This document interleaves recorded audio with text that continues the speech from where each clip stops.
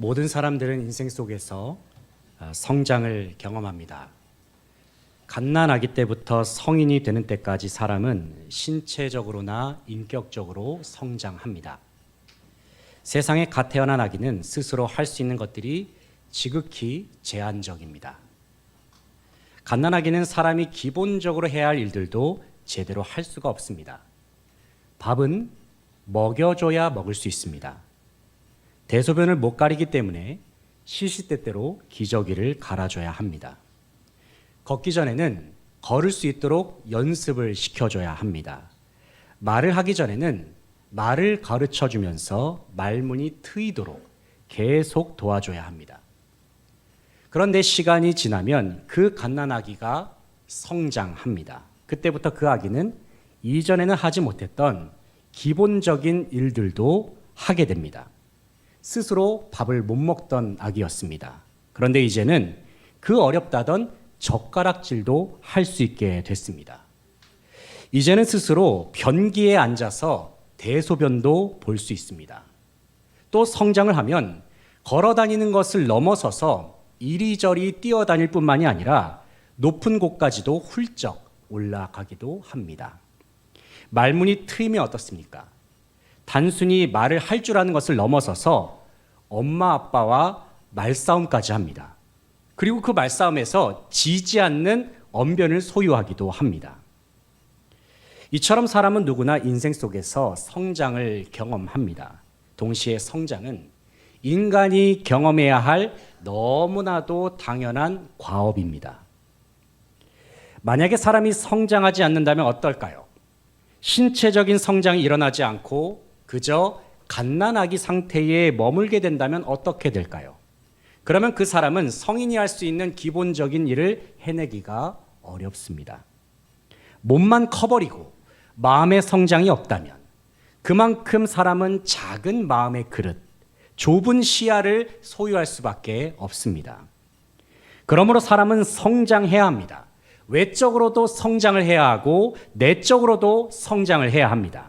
왜냐하면 성장은 생명이 거하는 모든 피조물들에게 일어나는 자연스러운 원리이자 하나님의 섭리이기 때문입니다.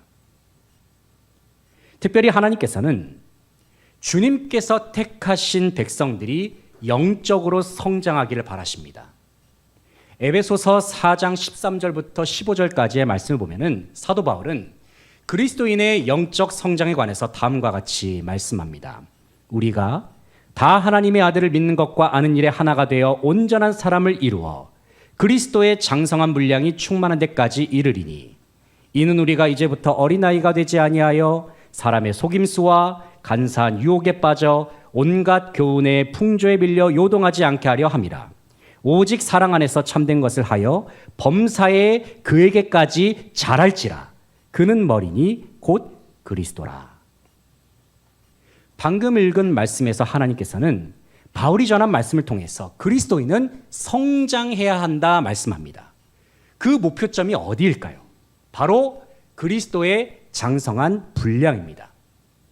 그렇다면 성도가 성장해야 하는 영역은 어디입니까? 에베소서 4장 15절 중간 부분을 다시 보시면 바울이 이렇게 말씀합니다. 범사에 그에게까지 자랄지라.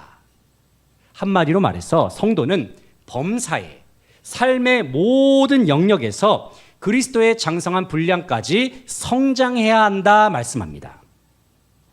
그렇다면 여러분, 범사에 그리스도의 장성한 분량까지 성장하는 것, 이것은 가능한 일일까요? 아니면 불가능한 일일까요?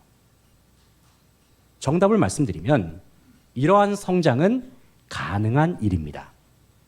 그 이유가 무엇입니까? 왜냐하면 성도는 범사에 예수 그리스도를 항상 마음에 모시면서 사는 사람들이기 때문입니다. 그뿐만 아니라 주님께서 명령하신 성장은 결코 사람의 힘과 노력으로 하는 것이 아니기 때문입니다. 누가 우리를 성장시키십니까? 바로 내 안에 살아계시는 주님께서 우리를 성장시키십니다. 교회의 머리가 되시고 내 삶의 주인 되시는 예수 그리스도께서 우리를 모든 면에서 성장케 하여 주십니다. 왜냐하면 주님은 우리를 자라게 하시는 참 생명이 되시기 때문입니다. 참된 원동력 그 자체가 되시기 때문입니다. 그러므로 성장을 위해서 우리가 해야 할 일이 무엇입니까? 언제나 내 안에 살아계시는 참 포도나무이신 예수님만을 의지하는 것입니다. 오늘 본 말씀은 예수님께서 어느 높은 산에서 영광스러운 모습으로 변형되신 이야기입니다. 소위 말하는 변화산 사건으로 불리는 말씀입니다. 그런데 본문의 바로 직전 단락을 읽어보면 예수님께서는 매우 당황스러운 소식을 제자들에게 말씀을 하십니다. 그것은 다름 아닌 예수님 자신이 곧 있으면 십자가에 못 박히신다는 말씀이었습니다. 우리는 예수님께서 왜 십자가의 길을 걸어가셨는지를 잘 알고 있습니다. 바로 이 자리에 함께한 저와 여러분의 죄, 그리고 온 세상 모든 사람들의 죄악을 대속하시기 위해서 주님께서는 십자가에 못 박히신 줄로 믿습니다. 그런데 마태복음 16장 21절을 보면 예수님께서는 제자들에게 십자가 죽음에 관해서 처음 말씀하셨다고 증언하고 있습니다. 이 말씀을 처음 들었던 제자들의 반응이 어땠을까요? 한마디로 말해서 그들은 무척 당황했습니다. 깜짝 놀랐습니다. 그들에게 있어서 예수님의 십자가 죽음에 관한 말씀은 그야말로 청천벽력과도 같은 그러한 소식이었습니다. 왜 당시 제자들은 이러한 반응을 보였을까요? 왜냐하면 주님의 말씀을 들어보니까 예수님은 자기들이 꿈꿔왔던 그러한 모습의 메시아가 아니었던 겁니다. 원래 제자들이 생각했던 메시아는 이런 모습이었습니다. 강력한 힘으로 유다 민족을 로마의 압제로부터 구원하는 메시아.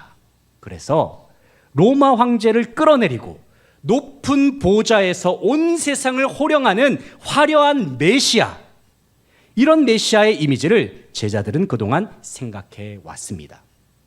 그러면서 제자들은 그 영광스러운 날만을 기대하면서 속으로는 이런 생각을 했을지도 모릅니다. 주님이 왕으로 등극하시면 나도 한 자리쯤은 차지할 수 있겠지. 당시 제자들은 주님께서 말씀하신 십자가의 길의 의미를 제대로 깨닫지 못했습니다. 그들은 그저 자기들의 욕망을 이루기 위해서 주님을 따르고 있었을 뿐입니다. 바로 이러한 모습은 예수님의 공생의 시절에 주님과 함께 있었던 제자들의 영적 수준이었습니다. 그들은 아직 미숙했습니다. 더 많이 성장해야 했습니다. 하지만 예수님은 사랑하시는 제자들이 성장할 때까지 끝까지 인내하셨습니다. 그리고 제자들에게 주님의 뜻을 계속해서 말씀하시고 보여주시기를 끊임없이 반복하셨습니다. 오늘 본 말씀에서 예수님은 주님의 제자 세 사람, 베드로, 야고보, 요한, 이 세 사람을 데리시고 높은 산으로 올라가셨습니다. 왜 주님께서 그들을 높은 산으로 데리고 가셨을까요? 왜냐하면 장차 산에서 일어날 장면을 통해서 주님께서 이 땅에 오신 목적이 무엇인지 그들에게 보여주시고자 하기 위함이었습니다. 당시 제자들은 예수님을 따르는 제자의 삶이 무엇인지 그 진정한 의미를 잘 모르고 있었습니다. 바로 이와 같은 제자들에게 예수님께서는 말씀을 통해서 또 눈에 보이는 장면을 통해서 제자의 길이란 무엇인지 직접 가르쳐 주셨습니다. 이런 의미에서 오늘 본문의 장면은 예수님께서 제자들을 성장시키는 하나의 제자 훈련과도 같은 장면이라고 할 수 있습니다. 이 시간 본문을 함께 묵상하는 가운데 변화산에서 진행되었던 예수님의 제자 훈련 이 장면을 살펴보면서 주님의 제자들이 걸어가야 할 훈련 단계와 그 과정이 무엇인지 함께 생각해 보기를 원합니다. 첫째로 참된 제자가 되려면 산 위로 올라가야 합니다. 어디로 올라가야 합니까? 산 위로. 본문 1절 말씀을 같이 한번 읽어보겠습니다. 1절 시작. 엿새 후에 예수께서 베드로와 야고보와 그 형제 요한을 데리시고 따로 높은 산에 올라가셨더니 아멘. 1절 상반절로 보면 엿새 후에라는 시점이 나옵니다. 이 말씀은 본문에 기록된 변화산 사건이 16장에 기록된 주님의 순환 예고 사건과 연결되는 내용임을 보여주는 부분입니다. 예수님께서는 베드로와 야고보와 요한을 선별해서 산으로 데리고 가셨죠. 이 장면을 통해서 우리는 제자들 중에도 주님께서 핵심적으로 생각하셨던 그룹이 있었다는 것을 짐작할 수가 있습니다. 이제 이곳에서는 그들이 이전에는 경험한 적이 없었던 영광스러운 장면이 펼쳐지게 될 것입니다. 그런데 이러한 은혜를 경험하기 위해서 제자들이 반드시 해야 할 그 과정이 무엇일까요? 그것은 은혜가 예비되어 있는 높은 산 위로 올라가는 것입니다. 만약에 베드로와 야고보와 요한이 예수님을 따라서 산에 올라가지 않았다면 어땠을까요? 아마도 그들은 그 산에서만 볼 수 있는 주님의 찬란한 영광을 볼 수 없었을 것입니다. 그렇습니다, 여러분. 참된 제자가 되기 위한 첫걸음은 바로 산 위로 올라가는 것입니다. 우리가 하나님의 은혜를 경험하는 것도 마찬가지입니다. 하나님이 어떤 분인지 알고 싶으십니까? 하나님을 인격적으로 만나기를 원하십니까? 그리고 우리의 믿음이 성장하기를 바라십니까? 그렇다고 한다면 우리는 가장 먼저 은혜가 예비되어 있는 그 자리로 올라가야 합니다. 저와 여러분에게 있어서 주님의 영광을 경험하는 은혜의 자리는 어디입니까? 바로 영원하신 하나님을 영과 진리로 예배하는 우리 성지교회가 은혜의 자리요, 우리에게 주어진 변화산인 줄로 믿습니다. 교회에 나오는 것, 성전문을 밟는 것, 은혜의 자리로 우리의 발걸음을 옮기는 것, 바로 여기에서부터 우리의 믿음은 시작됩니다. 특별히 교회는 예수님께서 지상에 남겨두신 주님의 공동체입니다. 이곳은 예수 그리스도의 DNA가 살아 숨쉬는 주님의 몸입니다. 교회에서 우리는 주님을 만날 수 있습니다. 교회에서 우리는 주님을 예배할 수 있습니다. 그리고 교회에서 우리는 주님의 음성을 들을 수 있습니다. 이 시간 하나님께서는 높은 산 위에 예배당에 함께 모여 예배하는 저와 여러분에게 놀라운 계획을 가지고 계십니다. 우리에게 행하실 주님의 놀라운 일들을 기대하면서 이 귀하고 복된 은혜의 자리에서 전심으로 주님을 예배하는 모든 성도들 되시기를 소망합니다. 둘째로, 참된 제자가 되려면 주의 영광을 경험해야 합니다. 2절 말씀 같이 한번 읽어보겠습니다. 2절 시작. 그들 앞에서 변형되사 그 얼굴이 해같이 빛나며 옷이 빛과 같이 희어졌더라. 아멘. 2절을 보면 예수님께서 영광 중에 변형되신 모습이 묘사됩니다. 주님의 얼굴은 해같이 빛났습니다. 주님의 옷은 빛과 같이 희어졌습니다. 한마디로 말해서 주님께서는 찬란하게 빛난 모습으로 눈부시게 변화되셨습니다. 그런데 2절의 상반절을 보면 주님께서 누구 앞에서 변형되셨다고 말씀합니까? 그들 앞에서, 바로 제자들 앞에서 변형되셨다 말씀합니다. 그렇다면 예수님께서 높은 산에서 영광스러운 모습으로 변화되신 것은 누구에게 보여주기 위한 사건입니까? 바로 제자들을 위한 장면이었다는 사실을 알 수 있습니다. 특별히 예수님께서 영광스러운 모습으로 변화되신 것에는 이런 의미가 있습니다. 그것을 한마디로 말씀드리면 십자가의 고난 이후에는 제자들의 눈에 보이는 것처럼 찬란한 영광, 부활의 영광이 찾아온다는 사실입니다. 동시에 주님의 영광스러운 모습은 장차 부활 승천하신 예수님께서 영광스러운 하늘보좌 우편에서 지존하신 권세와 능력으로 천하 만국을 통치하신다는 것을 의미합니다. 이런 의미에서 베드로와 야고보와 요한은 지금 높은 산 위에서 만왕의 왕 되시는 주님의 위엄을 보고 있는 것입니다. 이어지는 3절을 보면 주님께서 영광스럽게 변화되신 그때에 예수님께서 구약의 인물 2명과 대화를 나누시죠. 그 2명이 누굽니까? 모세와 엘리야입니다. 예수님과 이 두 사람은 무슨 대화를 나눴을까요? 같은 사건이 기록된 누가복음 9장 말씀을 보면 주님이 모세와 엘리야와 나누셨던 대화의 내용이 다음과 같이 기록되어 있습니다. 누가복음 9장 30절부터 31절 말씀을 같이 한번 읽어보겠습니다. 시작. 문득 두 사람이 예수와 함께 말하니 이는 모세와 엘리야라. 영광 중에 나타나서 장차 예수께서 예루살렘에서 별세하실 것을 말할세. 아멘. 방금 읽은 말씀에서 우리는 그 대화의 내용이 무엇인지 확인할 수가 있습니다. 그 내용은 다름 아닌 주님께서 별세하시는 일, 즉 십자가 죽음에 관한 대화였습니다. 모세가 누구입니까? 구약의 율법을 대표하는 사람입니다. 엘리야가 누구입니까? 구약의 선지자를 대표로 하는 사람입니다. 그렇다면 이 장면이 의미한 바가 무엇이겠습니까? 그것은 예수님과 모세, 엘리야가 대화를 나눴던 십자가의 죽음은 구약의 예언대로 반드시 이루어질 사건이라는 말입니다. 다시 말해서 그 누구도 이 일을 제기할 수 없는 확실한 하나님의 뜻이라는 말입니다. 하지만 당시 베드로는 이러한 주님의 깊은 뜻을 여전히 깨닫지 못했습니다. 4절을 보면 베드로는 주님께 이렇게 말합니다. 주여, 우리가 여기 있는 것이 좋사오니 예수님과 모세와 엘리야를 위해서 초막 3개를 짓고 여기에 계속 머물고 싶습니다. 물론 이러한 베드로의 고백은 주님의 뜻에 맞는 고백은 아니었습니다. 하지만 한편으로는 이런 생각을 해봅니다. 베드로가 얼마나 감격스러웠으면 그렇게까지 말했을까? 얼마나 그 영광스러운 모습에 매료되었으면 이런 말을 했겠는가 하는 생각도 해봅니다. 언젠가 제가 어느 신앙 수련회를 참석했을 때의 일입니다. 그 수련회를 한마디로 말씀드리면 정말로 재미없는 수련회였습니다.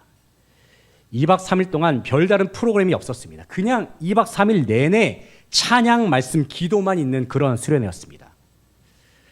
처음에는 무슨 이런 프로그램도 없는 수련회가 다 있나 하는 생각도 들었습니다. 그런데 참 희한한 것은 정말 2박 3일 내내 찬양, 말씀, 기도만 하는데 어느 순간부터인가 제 마음이 은혜의 단비로 촉촉히 적셔지는 것을 경험했습니다. 잠깐 쉬는 시간이 되었거든요. 쉬는 시간에 집회 장소 바깥에서 잠시 산책을 했습니다. 산책하는 중에 들에 핀 꽃과 나무를 봤습니다. 그런데 그때 정말 놀라운 것을 경험했습니다.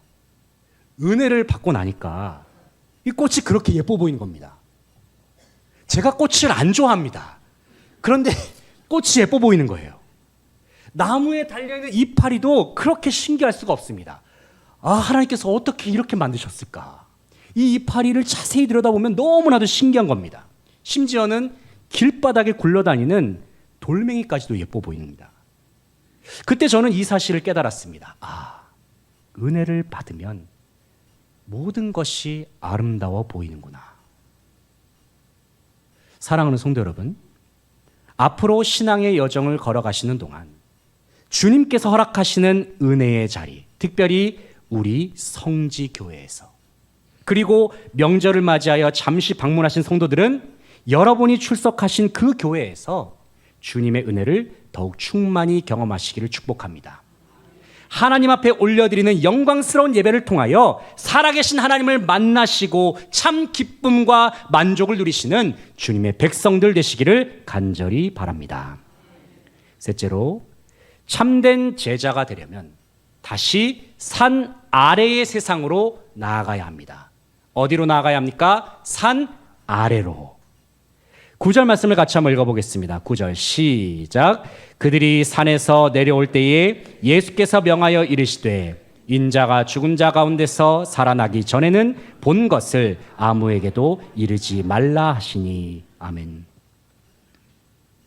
9절 말씀을 보니까 그들이 산에서 내려올 때에 라고 기록하고 있습니다. 앞서 4절 말씀에서 베드로는 주님의 영광스러운 모습에 감격해서 이렇게 말했죠. 여기 있는 것이 좋사오니. 하지만 산 위에만 머무는 것은 주님의 뜻이 아닙니다. 오히려 주님의 계획은 산 아래에 있었습니다. 그곳은 어떤 곳입니까? 곧 다가올 십자가 사건이 예정되어 있는 장소였습니다. 특별히 하나님께서는, 성부 하나님께서는 제자들이 산 아래로 내려가기 전에 그들에게 매우 중요한 말씀을 하셨습니다. 그 내용이 무엇인지 5절 말씀을 같이 한번 읽어보겠습니다. 5절 말씀 시작. 말할 때에 호련히 빛난 구름이 그들을 덮으며 구름 속에서 소리가 나서 이르시되 이는 내 사랑하는 아들이요 내 기뻐하는 자니 너희는 그의 말을 들으라 하시는지라. 아멘. 성부 하나님께서 말씀하십니다. 그것은 제자들의 눈앞에서 영광스러운 모습으로 변화되신 예수님이 바로 하나님의 아들이 되신다고 말씀합니다. 그러면서 5절의 하반절에서 하나님은 이렇게 말씀하십니다. 너희는 그의 말을 들으라. 너희는 그의 말을 들으라. 사랑하는 성도 여러분, 주님의 참된 제자는 주님의 말씀을 들어야 합니다. 주님의 말씀에 순종해야 합니다. 주님의 말씀을 듣는다는 것은 말씀 앞에서 우리의 생각과 계획을 내려놓는 것을 말합니다. 때로는 내가 가진 생각과 그동안 품어왔던 계획을 포기하는 것이 힘들 수도 있습니다. 두려울 수도 있습니다. 하나님의 음성이 들렸을 때에 제자들의 반응이 어땠습니까? 6절을 보시면 그들이 심히 두려워했다 말씀합니다. 왜 두려워했을까요? 한마디로 말해서 그들은 아직 주님의 말씀을 들을 준비가 되어 있지 않았기 때문입니다. 여전히 주님의 뜻보다는 자기들의 생각이 앞서 있습니다. 여전히 주님의 말씀에 순종할 준비가 되어 있지 않았습니다. 그리고 하나님의 말씀 앞에서 나 자신이 얼마나 부족하고 연약한 죄인인가를 깨달았습니다. 그래서 그들은 두려웠습니다. 좌절했습니다. 낙담했습니다. 주님 앞에서 고개를 들 수가 없었습니다. 하지만 예수님께서는 그러한 제자들에게 먼저 다가오셨습니다. 그리고 주님께서는 낙심한 채로 엎드려 있는 제자들을 친히 위로하셨습니다. 7절 말씀을 같이 한번 읽어보겠습니다. 7절 말씀 시작. 예수께서 나와 그들에게 손을 대시며 이르시되 일어나라 두려워하지 말라 하시니 아멘. 주님께서는 제자들에게 다가가셨습니다. 그들을 만져주셨습니다. 그러면서 주님은 그들에게 이렇게 말씀하십니다. 일어나라 두려워하지 말라. 일어나라 두려워하지 말라. 나를 위로하시고 나에게 힘 주시는 주님의 음성이 들렸을 때에 제자들은 다시 고개를 들었습니다. 그런데 제자들이 고개를 들었을 때에 그들의 눈에는 오직 단 하나의 장면만 보였습니다. 그 장면이 무엇일까요? 8절 말씀 같이 한번 읽어보겠습니다. 8절 말씀 시작. 제자들이 눈을 들고 보매 오직 예수 외에는 아무도 보이지 아니하더라. 아멘. 이 시간 저를 따라서 한번 해보겠습니다. 오직 예수 외에는 아무도 보이지 아니하더라. 한 번 더 따라하겠습니다. 오직 예수 외에는 아무도 보이지 아니하더라. 사랑하는 성도 여러분, 바로 이것이 예수님께서 제자들에게 가르치고자 하셨던 훈련의 결론입니다. 그 결론은 바로 오직 예수입니다. 그렇습니다, 여러분. 주님의 제자가 걸어가야 할 그 길은 오직 예수입니다. 오직 예수만을 전하는 사람, 오직 예수만을 사랑하며 예배하는 사람, 오직 예수만을 위하여 모든 것을 바치는 사람, 바로 그러한 사람이 하나님께서 기뻐하시는 참된 제자입니다. 이런 의미에서 주님의 제자들은 산 위에만 머무를 수가 없습니다. 왜냐하면 산 위에서 주님을 만난 제자들은 산 아래로 내려가서 오직 예수의 이름만으로 살고 오직 예수의 이름만을 증거해야 할 사명이 있기 때문입니다. 미국의 대표적인 복음주의 목회자인 A.W. 토저 목사님이란 분이 계십니다. 이분이 저술한 책 중에서 이런 제목의 책이 있습니다. 이 표지가 지금 많이 디자인이 좀 이상하게 된 것 같은데 제목이 이렇습니다. 예배인가 쇼인가? 이게 책 제목입니다. 이 책의 내용 중에 토저 목사님이 이런 이야기를 하셨습니다. 제가 그 내용을 좀 일부분을 읽어드리면 이렇습니다. 만일 당신이 일주일에 7일간 하나님을 예배하지 않는다면 당신은 일주일에 단 하루도 하나님을 예배하지 않는 것이다.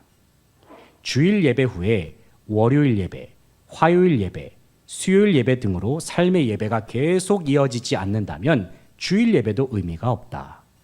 월요일부터 토요일까지 계속 삶의 예배가 이어지지 않는다면 주일의 공예배 또한 참 예배가 아니다.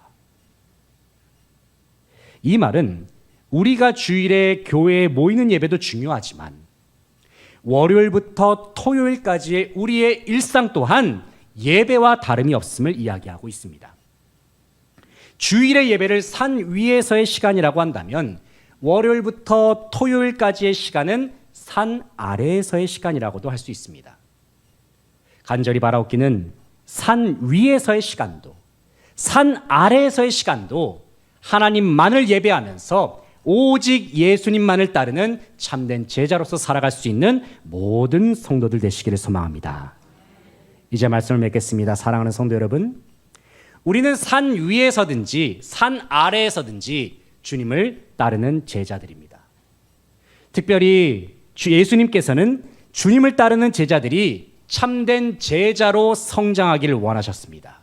그래서 주님은 제자들을 산 위로 데리고 가셨습니다. 산 위에서 주님의 영광을 경험하게 하셨습니다. 그리고 산 아래로 내려와서는 주님의 사명을 감당케 하셨습니다. 때로는 제자의 길을 걷는 것이 힘들 수도 있습니다. 부족함을 느낄 수도 있습니다. 포기하고 싶을 때도 있습니다. 하지만 괜찮습니다. 왜냐하면 우리를 어루만지시는 주님의 손길이 있기 때문입니다. 우리를 격려하시는 주님의 말씀이 있기 때문입니다. 그리고 우리를 일으켜 세우시는 주님의 힘과 능력이 있기 때문입니다. 주님은 우리를 성령 충만케 하셔서 주님의 참된 제자로 성장시키시는 것을 기뻐하십니다. 간절히 바라옵기는 주님께서 기뻐하시는 참된 제자가 되기를 소원하는 저와 여러분 되시기를 소망합니다.